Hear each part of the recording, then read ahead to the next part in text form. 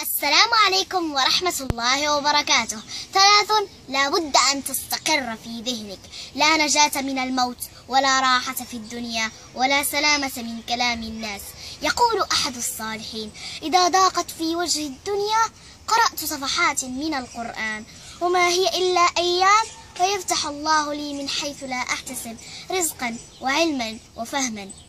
وعندما نتأمل بداية سورة طه عند قوله تعالى: طه ما أنزلنا عليك القرآن لتشقى، نعرف أن القرآن سبب للسعادة والبعد عن الشقاء. ولو تأملنا نهاية نفس السورة عند قوله تعالى: ومن أعرض عن ذكري فإن له معيشة ضنكا، نعرف أن من أهم أسباب الضنك والضيق والكآبة هو البعد عن كتاب الله وذكره. اللهم اجعل القرآن العظيم ربيع قلوبنا ونور صدورنا وجلاء أحزاننا وذهاب همومنا. تأملوها يرحمكم الله. ما أجمل الفجر، فريضته تجعلك في ذمة الله، وسنته خير من الدنيا وما فيها، تجتمع فيه ملائكة الليل والنهار.